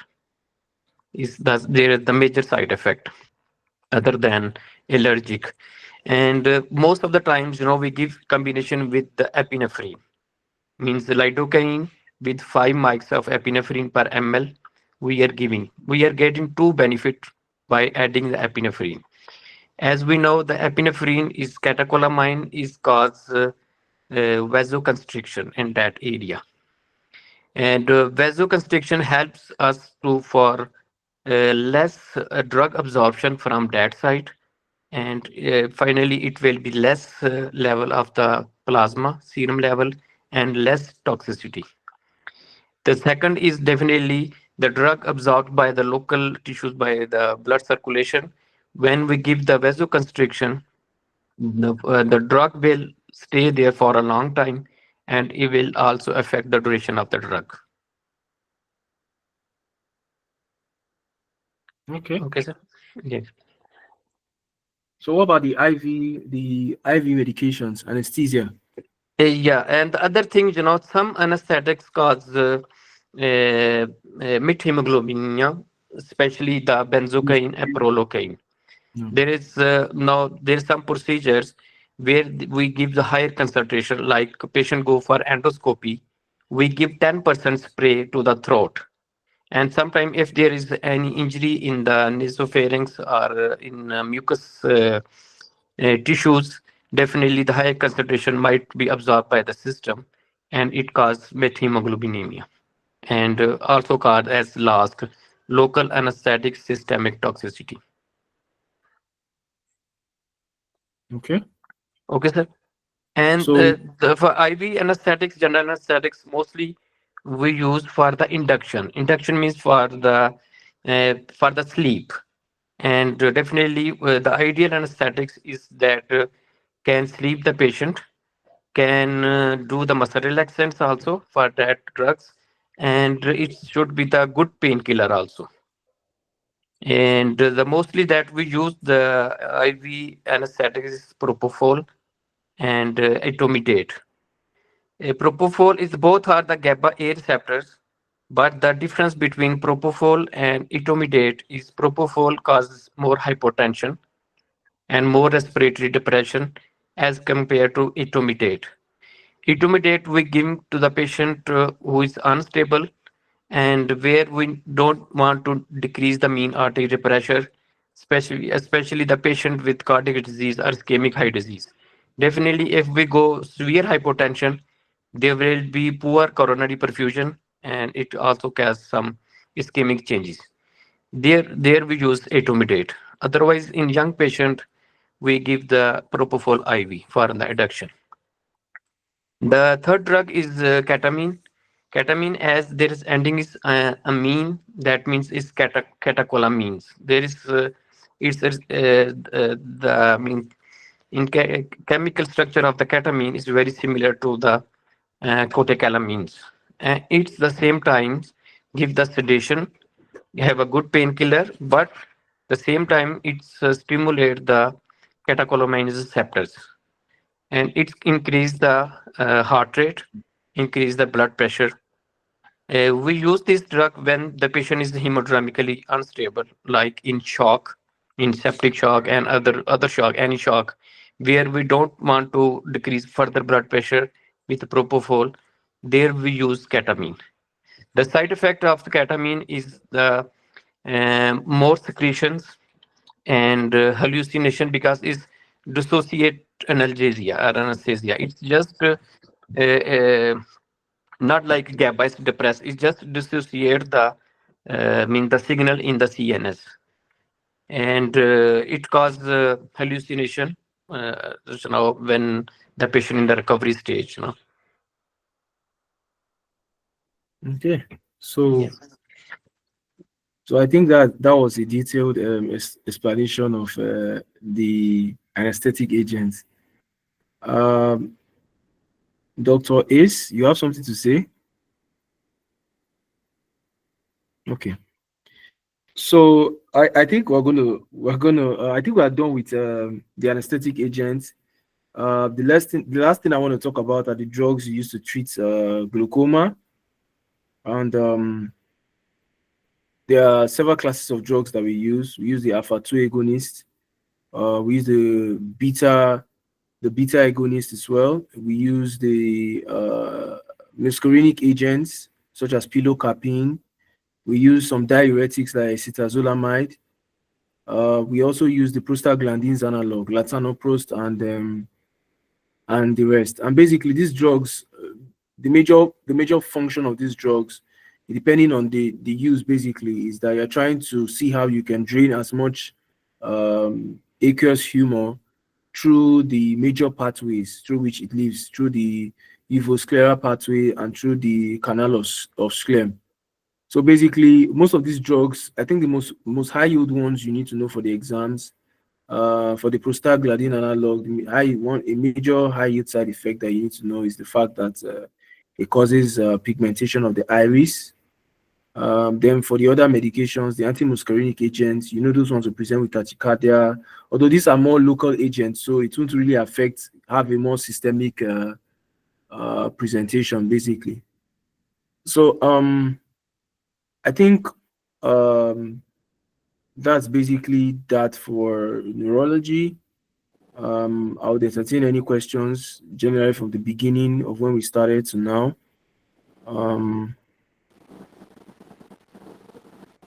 Sir, please, my line was breaking. Can you come up again with the alveolar gas, blood gas coefficient? Okay, so I'll leave that for Dr. Jami. Dr. Jami is the specialist in anesthetics here. Dr. Jami, can you recap for her again? For which for inhalational agents? No, she said the blood gas coefficient. Blood gas coefficient. It's same, just like solubility. And which drug is more? There was two media. Our body is like a compartment, 3 or 4 compartments. Same is blood gas coefficient. Means when they check the solubility of that drug in the gas, means definitely the nitrous is also taking some solubility from other agents, and blood also have some solubility. They take two media. In one media there is some one gas, means other like air and or oxygen, and the other media there is blood. They pass through the two agents and check the concentration or the means the fraction of that drug, how that drug is soluble in both these media. If, for example, if that drug or inhalation agents is soluble in the 10 particles in the gas and 30 particles in the blood, that means it's more soluble in the blood, and their coefficient is 1:3. That is, one particle means 10 particles in the gas and 30 particles in the blood is showing that this drug has 1:3 blood gas coefficient. It's in nutshell, it's give us how there is the onset and how the solubility of that drug. If this more soluble in the blood, that means is late onset of that drug. It's showing us the onset of the drug for inhalation agents. Okay, please, thank you. And I forgot about the major side effect of inhalation agents and some non-depolarizing muscle relaxant is malignant hyperthermia. There is one of the major side effect that checked for us in the step 1. That's these agents trigger the malignant hyperthermia. Malignant hyperthermia is there is some ryanodine receptors in the cardiomyocytes where there is a mutant. When they trigger that sarcomere in the muscles, it's rapidly, excessively excrete of calcium. And normally after this stimulus with muscle contraction, they have go back to the sarcomeres. But when there is some genetically defect in these receptors, the calcium stayed in the cytoplasm and continuously contract the muscles. That produce a lot of heat, and it's also cause the necrosis of the muscles, which causes the hyperkalemia. And the patient is very fatal situation, and the patient rapidly get hyperthermia, very high grade fever because of continuously contraction of that muscles, ATP and production. hyperkalemia also. Yes, that causes the arrhythmia and also the very critical condition in that patient. And the drug we give this condition is dantrolene, that directly relax the muscles and bring the calcium back to the sarcomeres. Okay. So thank you, Dr. Jamil. I'm sure we have learned, I'm sure we have learned a lot about the anesthetic agents, and so do we have any questions? I think this is the wrap of the neurology session. I don't really have anything to say again. Do you have any questions? For neurology? Doctor, I have question about the peripheral conversion of dopamine Yeah. in levodopa and carbidopa. Yeah. Okay, so what's your question? So I mean, how does it affect like the levodopa and carbidopa? Okay, so the pathophysiology of Parkinson's disease is that there's reduced dopamine basically in the brain. And so we want to give this patient dopamine, like a kind of like semi-processed form of dopamine, basically, where it just go to the brain, it's converted to dopamine, and then it acts. But the problem here is that the there are enzymes in the blood that is able to convert that levodopa, right, to convert it to another substance, right? And we want to prevent that. We want to actually prevent that. We want to actually prevent that conversion of levodopa in the periphery. We want it to get to the brain, right? And so we give the carbidopa. The carbidopa goes instead to block the peripheral dopa carboxylase, which is the enzyme that kind of like converts levodopa to other byproducts in the blood. And so when we give the carbidopa and levodopa combination, the carbidopa goes and blocks the peripheral dopa carboxylase and allows the levodopa to go into the blood, to the blood-brain barrier, crosses it, goes to the brain, and is now converted to dopamine, which the brain now utilizes. Do you understand what I'm trying to say? Yes, absolutely. Thank you. Yeah. Okay. So, do we have any questions about neurology? It's 6 o'clock here. And so we have reached the 2 hour marks, guys. It was a nice session with you guys. I'm sure that you guys learned a lot from the session. We will do the rest of farm. What part are we talking about? Pharmacology or neuropharmacology, Dr. Aksa? Because I think I've exhausted basically everything on pharmacology of the neurology. Okay, so page 50. Let me see.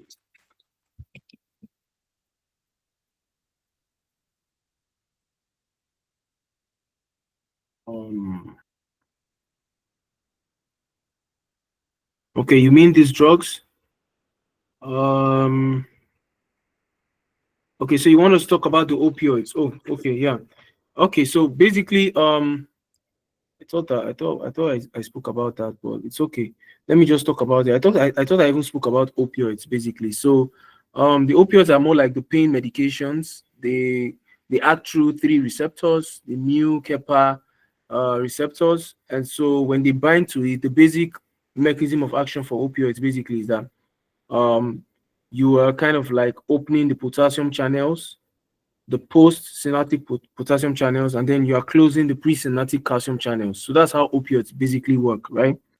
And so we have like different types. We have tramadols, we have the butanols, butaphenols, and these are basically opioids that we use for various conditions. But the common ones you need to remember, of course, depending on how they act, like the pentazocines, some have selective receptors that they kind of like block, right? And so let me go to this thing so I can show you guys, right? And so we have 3 types basically under it, and the ones that you just need to know for the exam are the kind of like the partial agonist, although they use more of this in we're going to talk more about this in the psychiatry, about opioid disorders, but these are the common ones that we use, right? So what is really high yield for you guys to know basically is kind of like the examples and the ones that we use. So this meperidine basically, meperidine is one opioid that you kind of like do not give patients with pancreatitis. It causes kind of like a severe form of spasm. So we don't give any patients with pancreatitis as well. What do I need to really tell you guys here that is very high yield for the exams?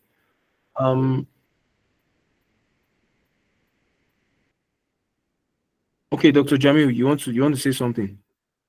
Yes, sir. Actually, sir, meperidine is the pethidine, not contrary. The morphine is the one who is the culprit, who caused Okay. the spasm of the sphincter of OD in pancreatitis. When there is Pancreatitis. yeah, that cholecystitis or pancreatitis, that one is the contraindicated. Mm. As you told you, the opioids is the exactly there's the different receptors. The more pure receptor is the mu receptors. Any drugs whose more have affinity for the mu is the more potent or more opioids. We have, if you say the different opioids drugs, it's definitely all the synthetic. The opium actually is the natural. This opiates drugs that's we in the history we received from the herbals, but now the morphine is the more affinity to the mu receptor and is the more potent.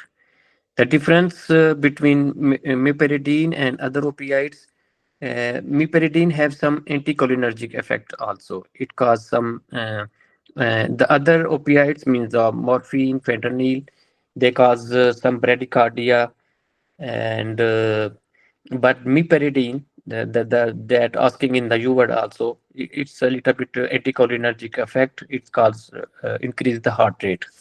Other all decrease the heart rate.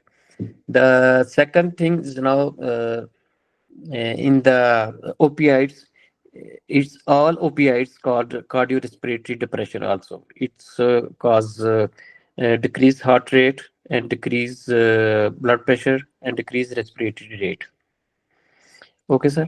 And if we say the side effect, the most is like direct mast cell stimulation, like some IV contrast in CT scan contrast, same in the some Mm. opioids that directly cause uh, release of histamine, Mm. as we see in vancomycin. Mm. Okay, sir. And the third one, the dependence mean the tolerance. Mean the with the passage time, the same dose of the dead drugs is less effective. For to getting the same effect, we need more dose of that drug. It causes the tolerance. And addiction means when the patient even have the side effect from these drugs, but he intends to use. It's called as addiction. It's very rapidly development of these all means the sign and symptoms mean adaptation, tolerance, and addiction by the opioids. The third thing, it causes also constipation, which does not get the tolerance with the passage of time. Other symptoms means we get the passage of time, getting the tolerance, but not the constipation. Okay, sir. The third one, it's the opioids cause indirectly parasympathetic activations. When the patient comes with the overdose of the opioids, then we have to check the pupils, and pupils are very small, pinpoint. If if there is no other history, from the pupils we can expect that the patient came with the opiate overdose. Okay. These are the things that mostly they assessed in step one. And the reversal is the naloxone. Naloxone is when the patient, there is also one question about the asked about the reversal. Reversal of the opiate is naloxone also, and naltrexone. The difference between that, the naloxone is the IV, and so we getting for the rapid onset, and the naltrexone, it's for the oral, and it's not absorbed in the system. We use when there is opiate induced constipation, and if we don't want to get rid the effects of opioids, not to get the withdrawal effect, then we give the naltrexone. This is the difference between naloxone and naltrexone. Naloxone is IV. It's used most of the time when there is opiate overdose and patient is in severe sedation, respiratory rate less than 8. Then we use naloxone IV. And the naltrexone we use for the constipation of the opiate induced, and the second also it's used in the alcohol withdrawal. Also, they use the naltrexone. This is the one MCQs in U word also about this the two uses of the naltrexone. I think the time is over. Yes. Can I comment something, Dr. Ohis? Yes. Yeah, Yes, please. go ahead. I think the naloxone is the Narcan, the brand that we are using for overdose. Yes, Uh, its brand name is Narcan, but the generic name is naloxone. Is used for the opioid overdose. Is Yeah, yeah, yeah. 400 microgram ampule. We dilute it into 10 ml, and we giving in titrated dose. There is one also one MCQs in your that the patient came with morphine, and we give the naloxone. Patient wake up, and after some time again patient sedated. The reason was that the naloxone is short acting. Its effect is 20 to 20, 30-minute maximum, and morphine is the long acting. Okay, when the patient comes with the long acting opiates overdose, we have give repeatedly doses or IV infusion of the naloxone. Yeah, I got it. Yeah. It's like at the beginning, we can try with a spade and then in hospital with IV. Okay, thank you. okay. So, is there any other topic that I didn't touch? Let me see whether I didn't touch anyone. Okay, talked about tramadol. So she mentioned on pages. Let me see. So I talked about this one, the glaucoma treatments. These were the ones I was talking about basically. I think we've touched Doctor, everything. also regarding the skeletal muscle relaxants we haven't spoken about. Okay, we haven't spoken about those ones. Okay, yeah. So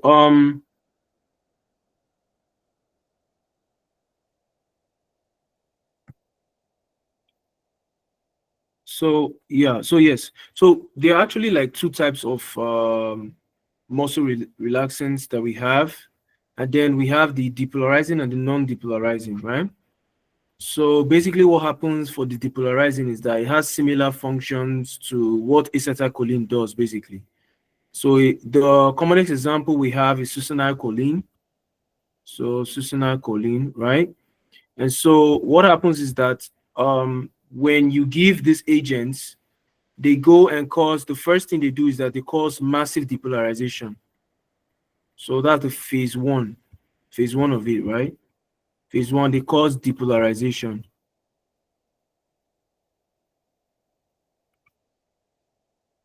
So they cause depolarization, right? And in this depolarizing phase, you can't use a similar agent to succinylcholine to reverse it, right? But rather, what you use in this case is use an ACE inhibitor, right? So what happens is that this succinylcholine, if this is the receptor, the ACH receptor, this succinylcholine, this small molecule binds to this receptor here, and it binds to it adherently, right?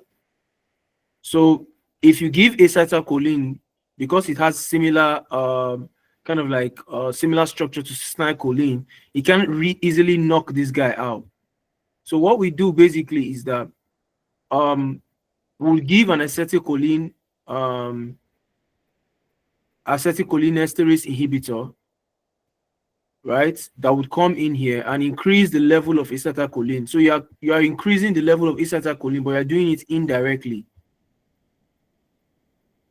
So you're doing it indirectly. And when you do that indirectly, it gathers up to a significant level where it can easily displace this. So you need a very large amount of acetylcholine to build up to kind of like displace this succinylcholine, right? In the depolarizing phase, right?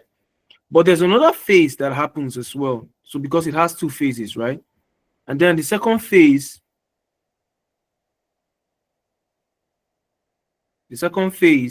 which is phase two, basically, it's kind of like the repolarization phase. So let me show you guys what that is.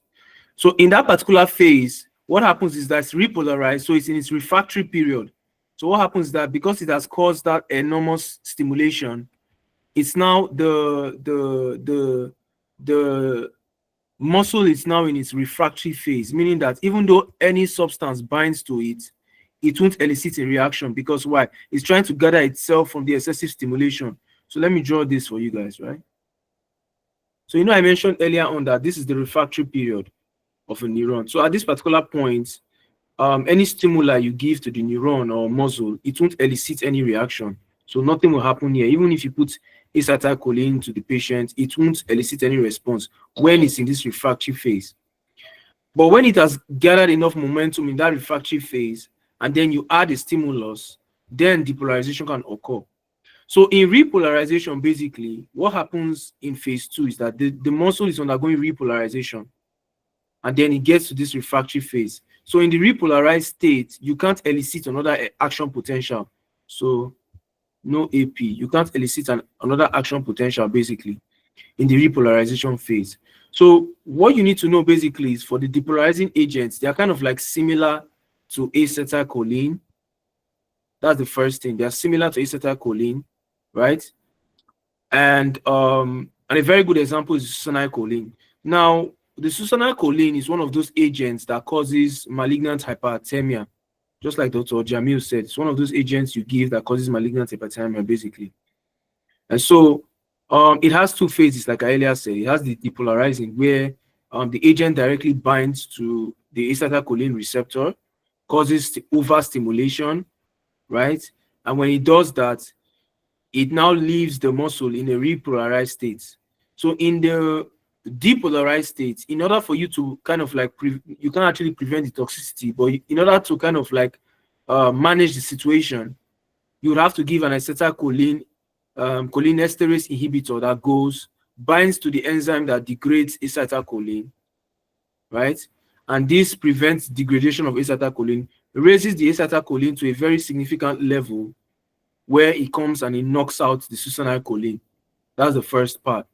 And if you don't intervene, basically, the second stage will occur where after continuous stimulation, it will leave the muscle in a refractory state, meaning that it's now undergoing repolarization. And hence, you cannot stimulate it at that stage. So that's basically what the depolarizing agents do, basically. For the non-depolarizing agents, basically, what they do is that they're a competitive receptive antagonist. So basically, what they do is that you have agents that come. So, and they usually start with the choriums. They are all the choriums are non-depolarizing. They are non-depolarizing. So they're actually competitive antagonists, basically. So what they do is that this is the receptors zone, and so they compete. So they compete with acetylcholine for this particular spot, right? And they tend to have a stronger affinity for the agent. So basically, what they do is that they bind to this receptor and prevent acetylcholine from stimulating it. So they just bind there. They have similar structure. They bind, but they don't stimulate it, right? So they kind of like block acetylcholine from stimulating it, and that's why it's non-depolarizing, because they don't they're not like kind of like agents that bind and have agonistic function. What they do is that they bind and prevent the acetylcholine that has the agonistic function from binding to the receptor, and that's why it's a non-depolarizing neuromuscular blocker, right? How do you reverse this? Basically, you can give cholinesterase inhibitors, right? So such as atropines. So basically, what you do is that when you give the similar to what you have in succinylcholine, you give acetylcholinesterase inhibitors. You gather enough acetylcholine that will displace the substance, right? But here's the problem: because this vacorium has been here for a long time, these receptors are so primed that any little acetylcholine that you put here will stimulate a very high reaction. What am I trying to say here? Let me try and explain this again. So I'm trying to say that these competitive antagonists, when they bind to the receptor, they don't elicit any stimulatory action on the receptor. They just prevent acetylcholine from binding to this receptor. right? And they stay there for a very long time. Some of them are short acting, some of them are long acting. And so when they stay there, they prevent acetylcholine from binding to this receptor. And so what they do is that they leave this receptor in a state where it is very, very desperate for acetylcholine. So it's very desperate. This receptor here is very desperate to have acetylcholine bind to it because the competitive antagonists have binded to it already. And so what you do is that when you give the ACE inhibitors, the acetylcholinesterase inhibitors, what this thing does is that it prevents the degradation of acetylcholine, and this acetylcholine gathers to a level where it now displaces this competitive antagonist of acetylcholine. But here's the problem: the receptors here are so primed that any little acetylcholine that binds to it gives an overstimulatory response.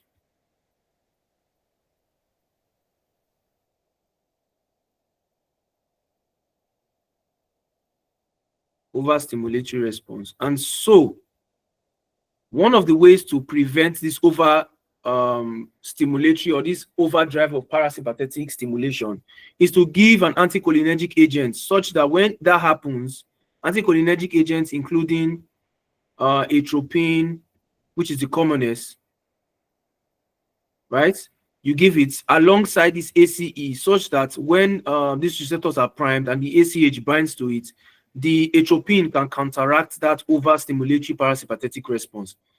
I don't know if this is kind of like clear to you guys here. Do you understand it basically? Okay, so are there any other questions? That's like the simplest way I can put it. Do we have any questions, guys? Dr. Asker, is there any other part you want me to talk about before we call it a wrap? No, I think that's it. Okay, so Thank you so much. yeah, no problem. So we'll be starting the GI session tomorrow, so that we can try and wrap it up. It was really nice having this neurology session with you, Dr. Jamil. Thank you so much for the input. I also learned a lot of things today. A lot of things. I learned a lot of things as well.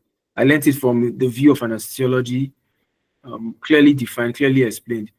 So thank you guys for the opportunity. I'll see you guys tomorrow for the GI sessions. Have a lovely day. Thank you, sir. Thank you. My pleasure. Thank you. Um,